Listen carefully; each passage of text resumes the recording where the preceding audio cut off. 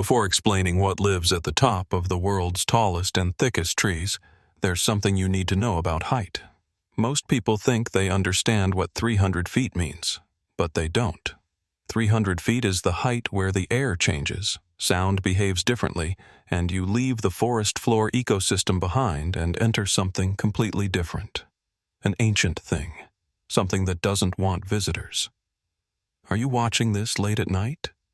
Maybe you're planning a trip to the Redwood Forest and want to see the world's tallest trees. Let me know in the comments.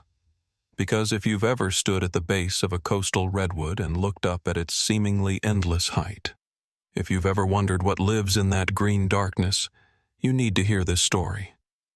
What I'm about to tell you could change the way you look at these forests forever.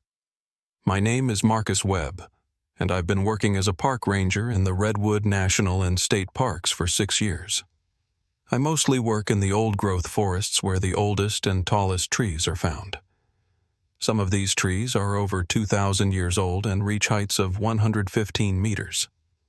In 6 years, I've participated in 14 search and rescue operations, treated countless injuries from people who underestimated the park's difficulty, and coordinated the recovery of 3 bodies after fatal falls. And 4 months ago, I lost an entire research team to something that the official report calls a tragic climbing accident in extreme canopy conditions. But I know that's not what happened, because I found their cameras still recording at 320 feet up, strapped to branches and trees that take hours to climb. And what those cameras captured in their final minutes doesn't match any accident I've ever studied. Let me start at the beginning. 4 months ago, on what should have been a routine canopy research expedition. It was early March, late winter in the Redwoods. The research team was from UC Berkeley, led by Dr. Helen Carmichael, a respected canopy ecologist who'd been studying redwood ecosystems for 20 years. 5 people total, including Helen. They were conducting a multi-day study of epiphyte communities in the upper canopy, specifically targeting the zone above 300 feet, where few researchers venture because of the extreme difficulty and danger. These weren't amateurs. Helen's team had climbed hundreds of trees around the world. They had proper gear, proper training, proper safety protocols. They'd climbed Hyperion itself, the tallest known tree on Earth at 380 feet, multiple times without incident. On March 8th, they began their ascent of a tree we called Sentinel, located in the Cathedral Grove section of the park. Sentinel was 340 feet tall, not the tallest, but massive and ancient, over 1,800 years old. The team's plan was to establish a base camp at 200 feet, then work their way up to the crown over 3 days, collecting samples and data. Day 1 and 2 went perfectly. They radioed in regular updates. Science was productive. Weather was cooperating. No issues. Day 3, March 10th, they reported reaching the 300-foot level at 10 a.m. Helen's voice on the radio was excited. "We're in virgin territory up here. The canopy structure is unlike anything I've seen. There are entire ecosystems that have never been documented. We're setting up recording equipment now." "Copy that. Weather forecast is clear. You're good to proceed." "Roger. One thing, though. The tree feels different up here.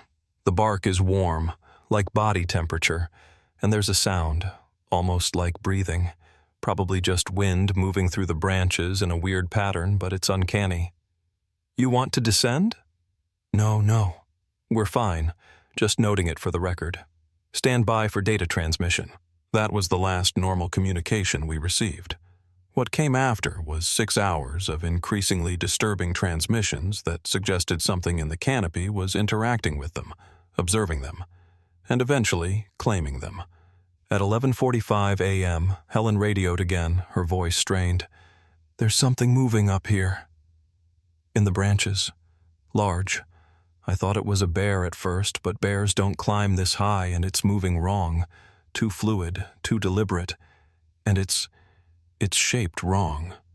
Like a person, but stretched, elongated, with limbs that bend in too many places." "Dr. Carmichael, can you get visual confirmation? Use your camera." I'm trying, but it keeps staying just out of clear sight. Behind branches, in shadows. But I can see enough to know it's not any animal I recognize. And there are more of them, at least 3, moving through the canopy around us, surrounding our position. At 12:30 p.m., one of the other team members, a graduate student named Aaron, came on the radio. He was crying. "They're not animals." They're not. They look like they're made of wood. Like the tree itself grew into human shapes, but they're moving. Walking on branches that shouldn't support weight. And they're looking at us, studying us. At 1:15 p.m., Helen again, whispering urgently. They're communicating. Not with sound, with touch. They tap on the branches and the vibrations travel through the wood. I can feel it in my hands where I'm holding on. They're sending signals to each other, coordinating. I think they're deciding what to do with us. At 2 p.m., screaming. Multiple voices overlapping. The radio picking up chaos. Then Helen's voice cutting through. "They're taking Sarah!" Pulled her right off her climbing harness. She's being carried higher, into the crown. We can hear her screaming, but we can't see her. Oh God, they're coming back for the rest of us. Then silence. Complete radio silence. We deployed emergency response immediately. Ground crews, helicopter support, experienced climbers. But reaching 300 feet takes hours, even for professionals. By the time the rescue climbers got to the last known position, it was dark. They found the research equipment. Cameras still recording. Climbing gear still attached to the tree. Personal belongings in the makeshift camp. But no people. No signs of struggle beyond some scuff marks on the bark. No blood. No torn clothing. Just empty harnesses and the sound of wind moving through branches 300 feet above the forest floor. Search and rescue worked for 10 days. Climbers searched every tree within a quarter mile. Helicopters with thermal cameras scanned the canopy. Ground teams covered hundreds of acres looking for bodies that might have fallen. They found nothing. The official investigation concluded that a coordinated fall had occurred, possibly due to equipment failure or sudden wind shear. That all 5 bodies had fallen into the dense understory below and were obscured by ferns and fallen logs. That recovery would require months of systematic ground searching. But I'd heard the radio transmissions. I'd listened to Helen describe creatures made of wood that moved through branches and communicated through vibrations. And I'd reviewed the camera footage recovered from their equipment. Footage that showed the final minutes before the team disappeared. The cameras had captured them. The things Helen described. Humanoid shapes that seemed to be part of the tree itself. Bark-covered skin. Limbs with too many joints. Faces that were almost human but wrong. With eyes that reflected light like an animal's. And they moved through the canopy with impossible grace, walking on branches, climbing vertical trunks, swinging between trees like they weighed nothing. The footage showed Sarah being grabbed, showed wooden hands wrapping around her harness and simply pulling her up, her safety lines snapping like thread. Showed her being carried into the crown, into the green darkness where even the cameras couldn't penetrate. And then it showed the others trying to descend, trying to escape, but being surrounded, being grabbed one by one, being taken up into the highest reaches of the tree. The last frame captured on camera before the battery died showed one of the creatures looking directly at the lens, studying it. And in its wooden face was something that might have been curiosity, or hunger, or recognition that humans had finally ventured too high and needed to be dealt with. Park administration classified the footage as unreliable due to extreme lighting conditions and equipment malfunction. Said the shapes were likely branches and shadows. That pattern recognition in the human brain had created faces where none existed. That the team had succumbed to altitude-induced hypoxia and hallucinated before falling. But I knew better, and I wasn't the only one. Over the next few weeks, I started asking questions, quietly, carefully, looking through historical records for patterns. And I found them. Since the 1850s, when white settlers first entered the old-growth redwood forests, there had been accounts of people disappearing in the tallest trees. Loggers who climbed to set choker cables and never came down. Early naturalists who attempted canopy research and vanished. Rock climbers in recent decades who challenged the tallest specimens and were never seen again. Most were written off as falls, bodies lost in the dense undergrowth. But a few accounts mentioned details that matched what Helen's team experienced. Shapes moving in the upper canopy, sounds like breathing from the trees themselves, the sensation of being watched from above. And in the oldest accounts, warnings from the indigenous peoples who lived in these forests long before the park existed. The Yurok, Tolowa, and Cholula peoples who called this coast home had stories about the tallest trees. They said the ancient redwoods were sacred, that the highest branches belonged to spirits who had lived in the forest since before humans existed, that these spirits tolerated people at ground level but would not allow anyone to climb into their domain. Those who tried were never seen again, claimed by the tree dwellers who protected their territory. White settlers had dismissed these warnings as superstition, had logged millions of acres of old-growth forest anyway. And now only 5% of the original redwood forest remained. But in that 5%, in the protected groves where the tallest trees still stood, something ancient survived. Something that had been here for millennia and didn't appreciate human intrusion. I found one name that kept appearing in recent documentation. Dominic Russo, a professional tree climber who'd worked in the redwoods for over 30 years. Doing everything from scientific research support to tree maintenance. He was retired now, in his 60s, but still lived near the park. If anyone knew the unofficial history of what happened in the canopy, it would be him. I found him at his property outside Yurok, a small house surrounded by second-growth redwoods. He was working on climbing equipment when I arrived, coiling ropes with the practiced movements of someone who'd spent half his life suspended hundreds of feet in the air. Ranger Webb, I wondered when you'd come asking questions. He didn't look up from his work. You want to know about the canopy dwellers, about what took the Berkeley team. You know about them? Everyone who's climbed the tall trees long enough knows. We just don't talk about it. Not officially. Not where it might scare people or make us sound crazy. He gestured for me to sit. I've seen them myself. 3 times. Once at 250 feet, once at 300, and once at 340 feet in Hyperion itself. That last time nearly killed me. What are they? Honestly? I don't know. The Yurok elders I've talked to call them the canopy guardians. Say they're spirits that became part of the oldest trees thousands of years ago, that they protect the crowns from intruders. He pulled out a worn notebook. I've been documenting encounters for 20 years. Dates, locations, tree heights, conditions. There are patterns. The notebook was filled with entries describing similar experiences. Climbers reporting shapes in the branches.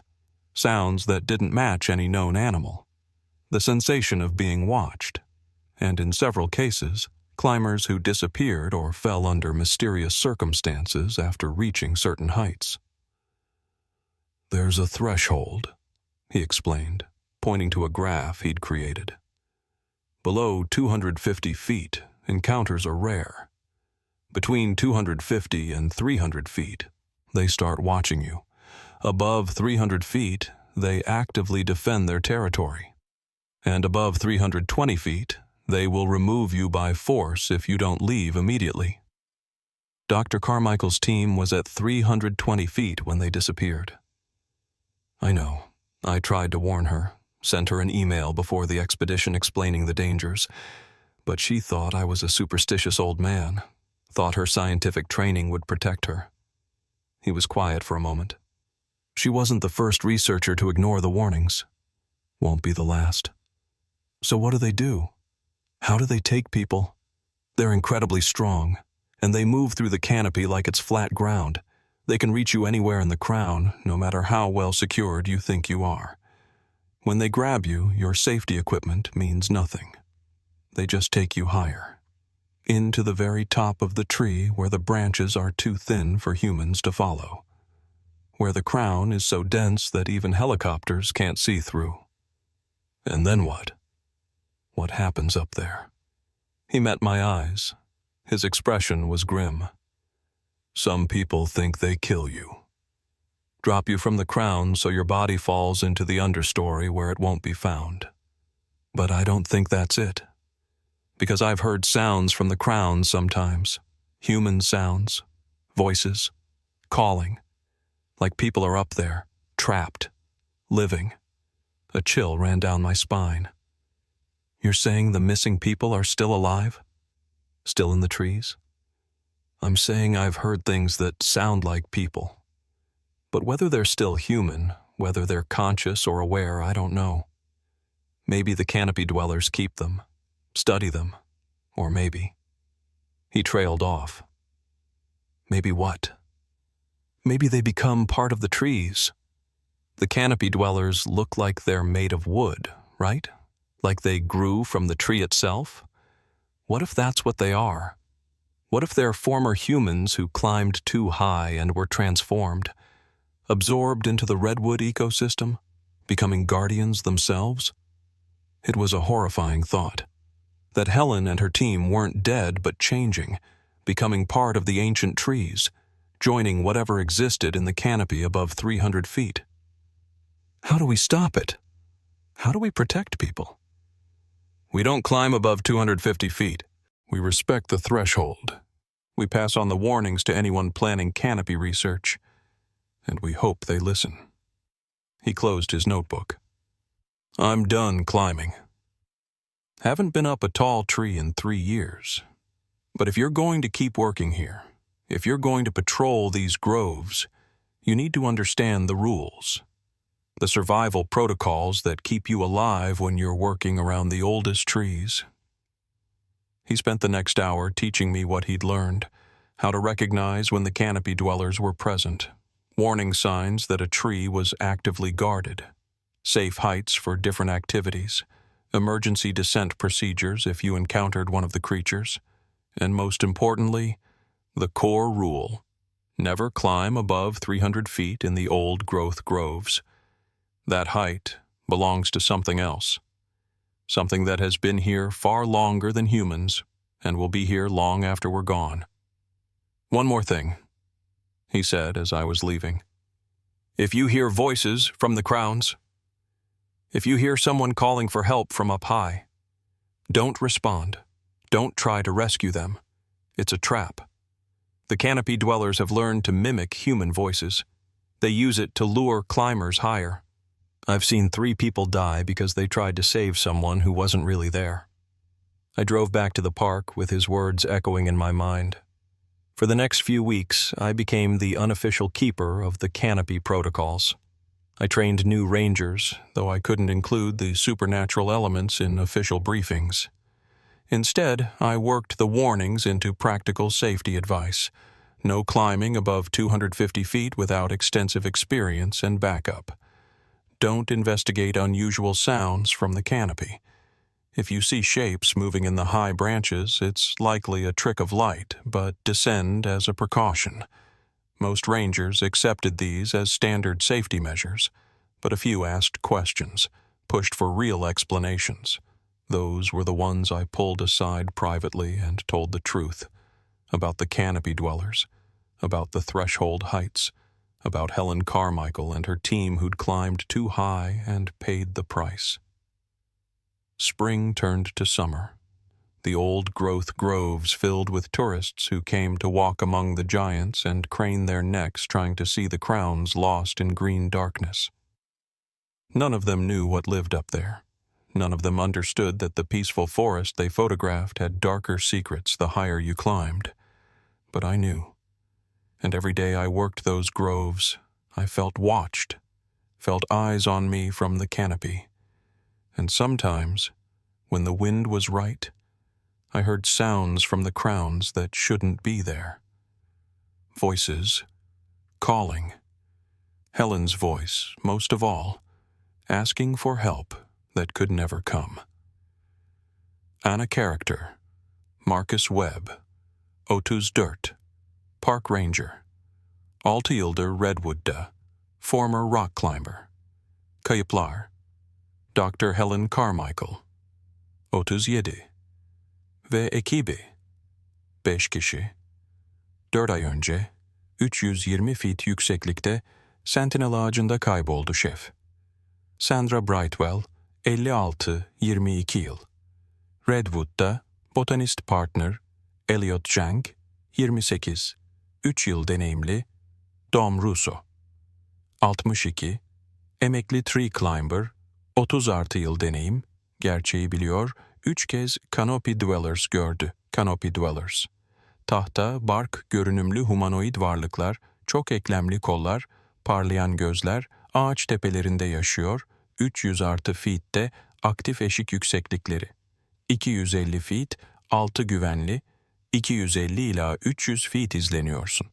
300 artı feet saldırıyorlar, 320 artı feet kesinlikle alıyorlar. Yurok efsanesi. Canopy Guardians. Binlerce yıldır ağaçlarda yaşıyor, tacı koruyor Dom'un teorisi. Kaybolan insanlar ölmüyor, dönüşüyor. Ağacın parçası oluyor. Yeni Guardian'lar oluyorlar. Son durum. Marcus, taktan Helen'ın sesini duyuyor, yardım çağrısı yapıyor ama Dom tuzak, dedi. 2 months after Helen's disappearance, we had another incident. This one I witnessed personally, and it changed everything I thought I understood about the Canopy Dwellers. Elliot and I were doing a routine trail patrol in the Tall Trees Grove when we encountered a young man, maybe 25, with professional climbing gear. He was standing at the base of a massive redwood called Helios, 360 feet tall, studying the trunk with the intensity of someone planning an ascent. "Afternoon," I called out. "Can I help you with something?" He turned, had the confident look of an experienced climber. "Just scouting. Planning to do a canopy study for my graduate thesis, epiphyte distribution patterns above 300 feet. My stomach dropped. "Sir, climbing above 300 feet requires special permits and Park Service approval. What university are you with?" "Stanford. I have preliminary approval pending final safety review." He patted his gear. "I've climbed all over the world. Borneo, Papua New Guinea, the Amazon. Helios is my white whale. Always wanted to summit it." "Summit?" Elliot looked concerned. "Sir, these aren't mountains. The crown zones are extremely dangerous. We don't allow recreational climbing at those heights." "It's not recreational. It's research. And I've been training specifically for this." He looked back up at the tree, that hunger in his eyes I'd seen before in climbers who didn't understand the real danger. "I'm going up tomorrow, early morning. Should reach the crown by noon." I pulled out my radio. "We need to speak with my supervisor. There are some safety briefings you need to hear before any climb above 250 feet. But he was already walking away. "I have all the standard safety briefings. See you guys from the top." That night I contacted Dom, explained the situation, asked if there was anything we could legally do to stop the climber. "Not unless you tell him the truth," Dom said. "And if you do that officially, you'll lose your job." Park Service doesn't want rangers talking about canopy dwellers. Makes the parks seem unsafe. So we just let him climb to his death? You warn him the best you can. Tell him about the height restrictions, about the dangers of the crown zone, and hope he listens. There was a pause. But if he's determined, if he's got that look that says he needs to prove something, then nothing you say will stop him. Early the next morning, Elliot and I were at Helios before dawn. The climber who'd told us his name was Nathan was already there, already gearing up, already preparing to ascend. "Nathan, please reconsider. The crown zone is unstable. The branches can't support human weight." And there are other hazards we've documented.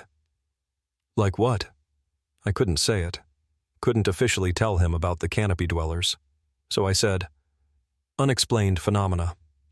Experienced climbers have reported encounters with something in the high canopy. 5 researchers disappeared 4 months ago at 320 feet. We never found them. Disappeared doesn't mean killed by something living in the trees. Probably fell. Probably equipment failure. He finished checking his gear. I appreciate the concern, but I've assessed the risks. I'm going up. We watched him climb, watched him ascend with practiced efficiency, moving up the massive trunk using a combination of rope techniques and natural holds in the deeply furrowed bark.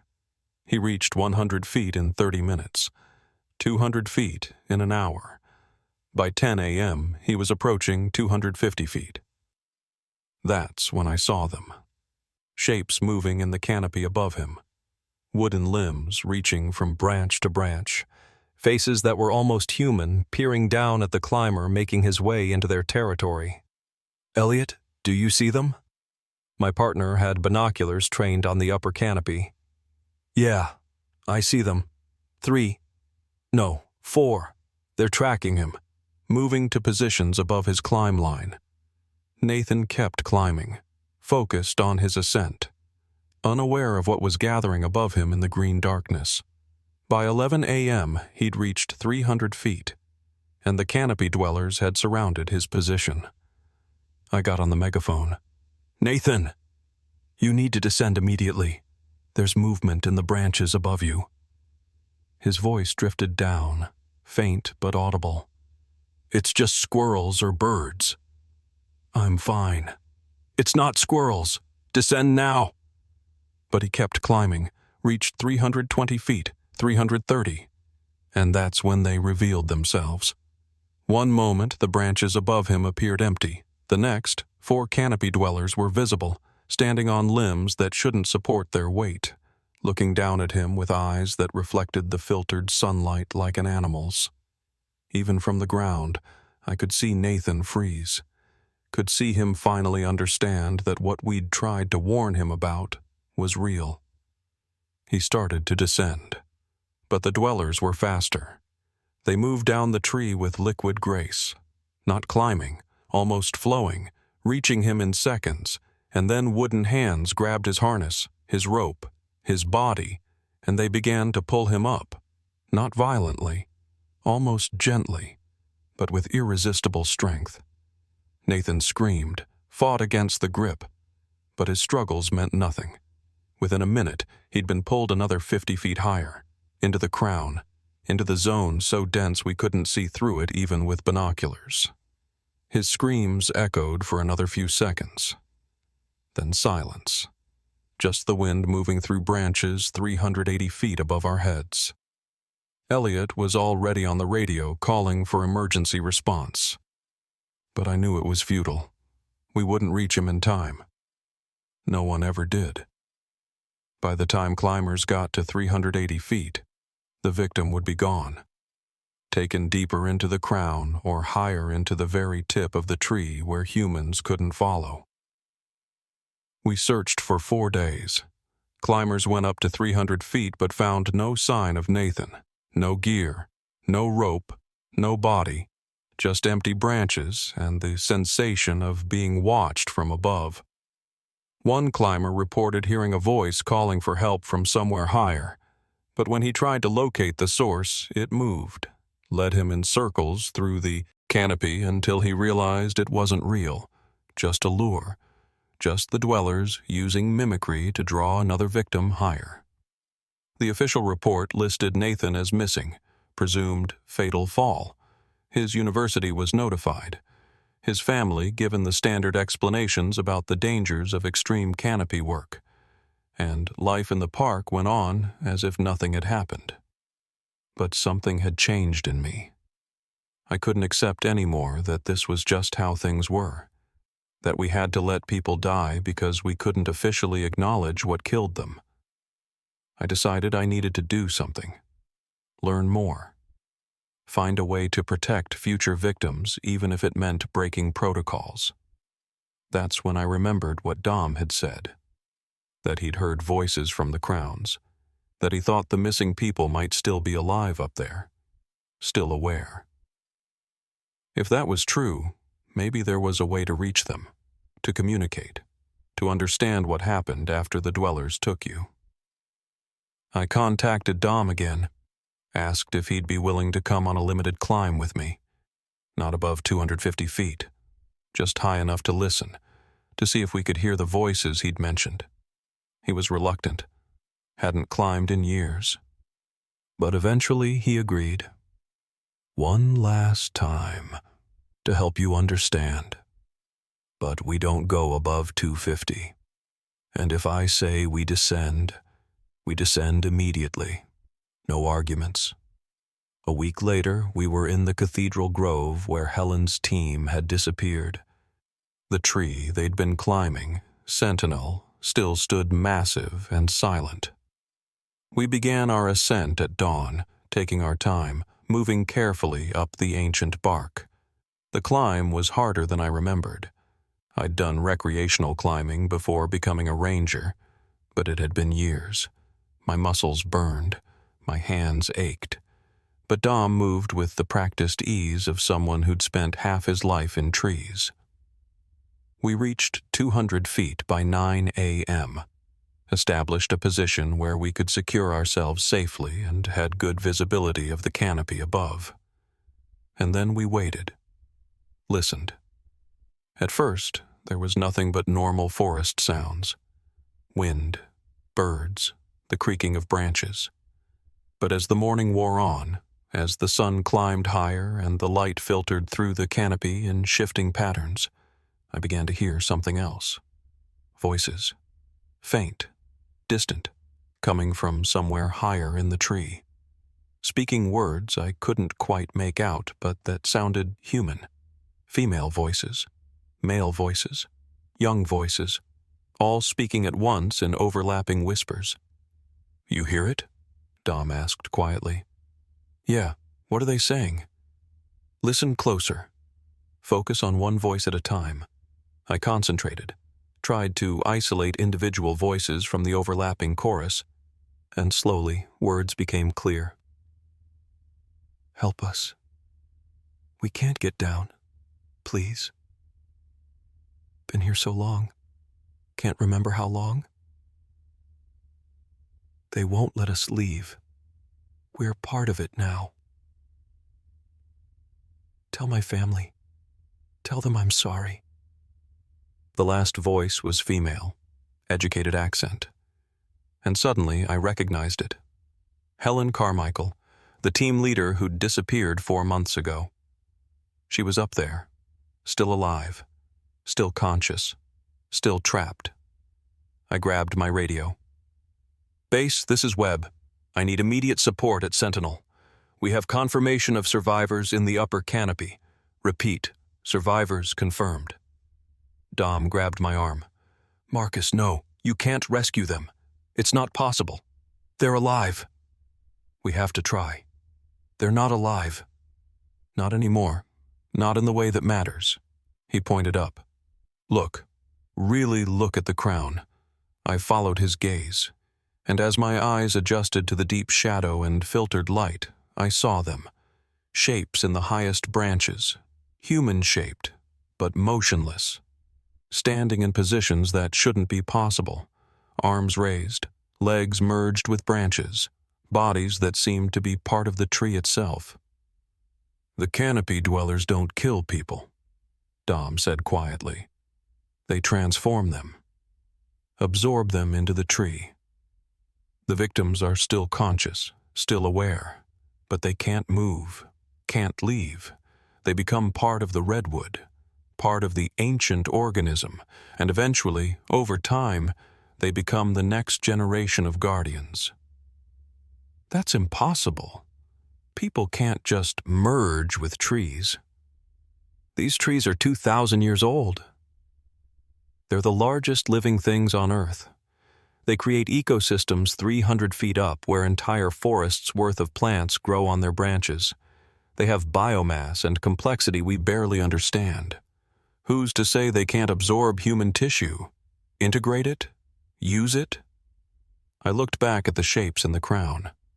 Now that I knew what I was seeing, the details became clearer. Those weren't separate entities. They were part of the tree.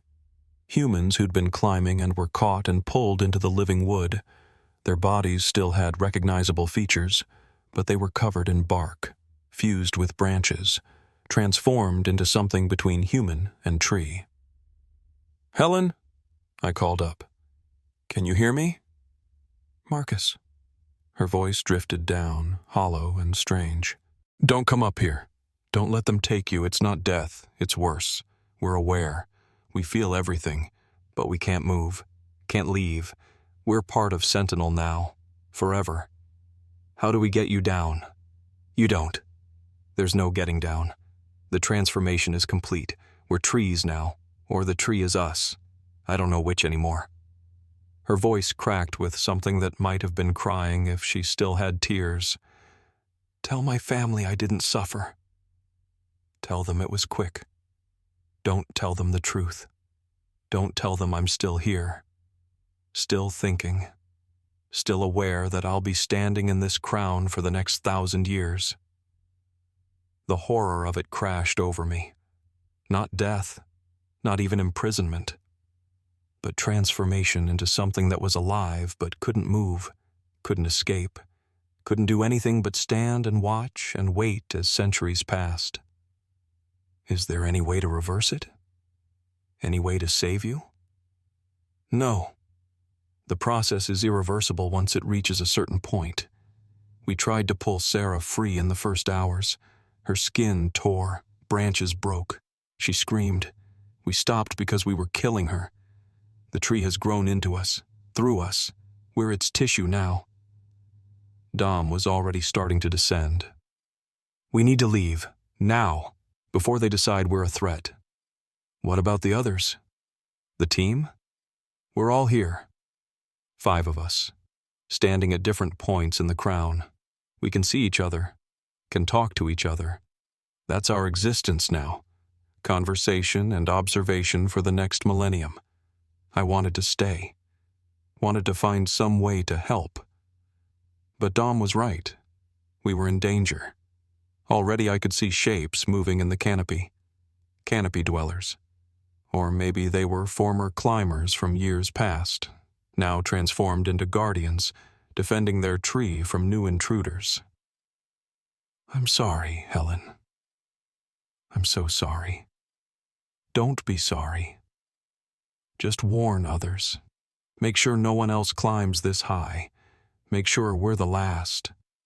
Her voice was fading, either because she was weakening or because we were descending. "And Marcus?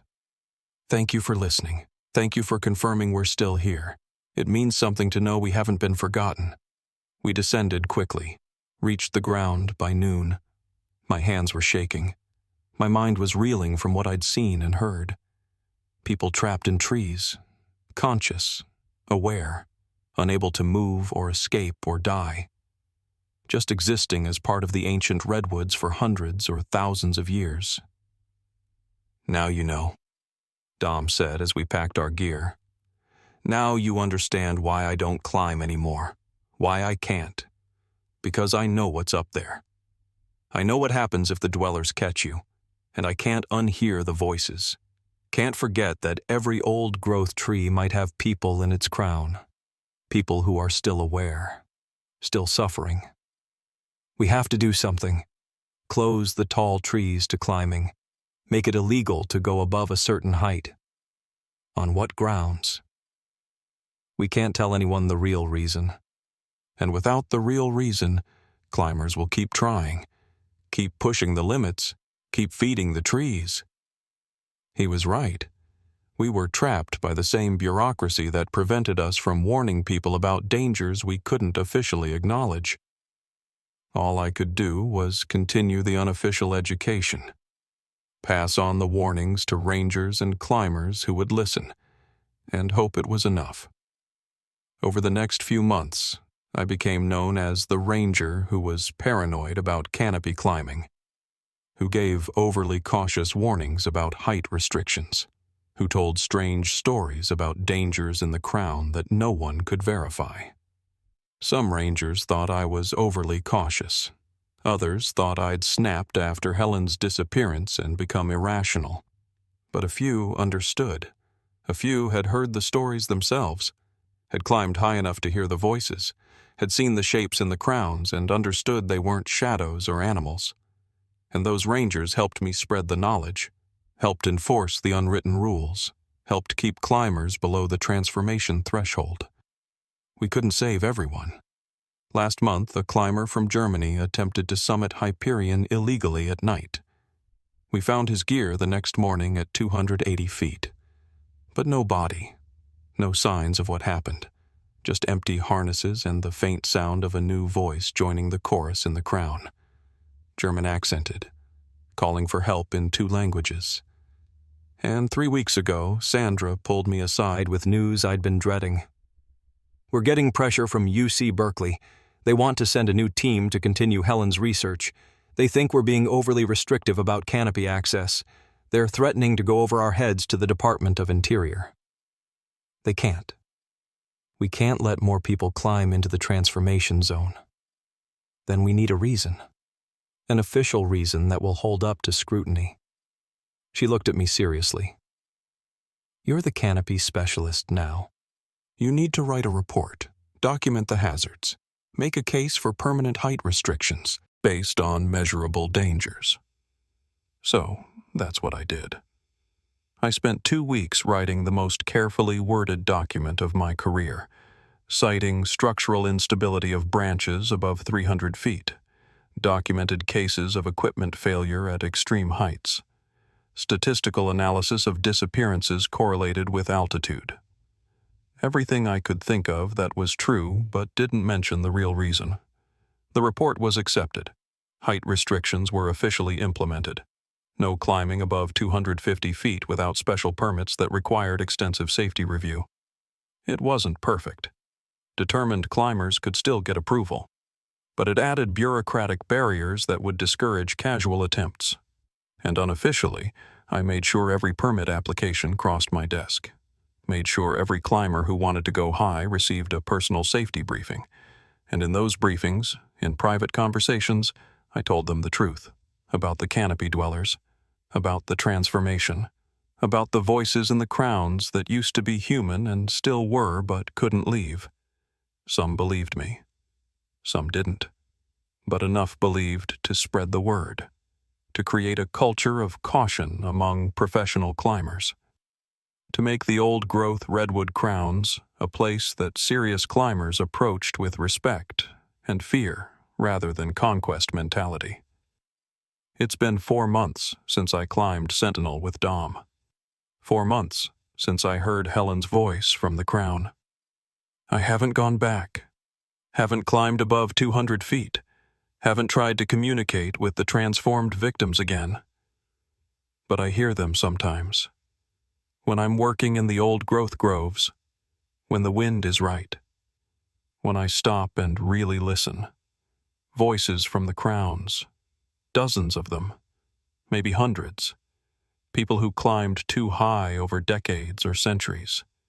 People who were caught and transformed.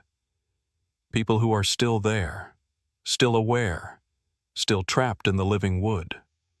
The Yurok were right.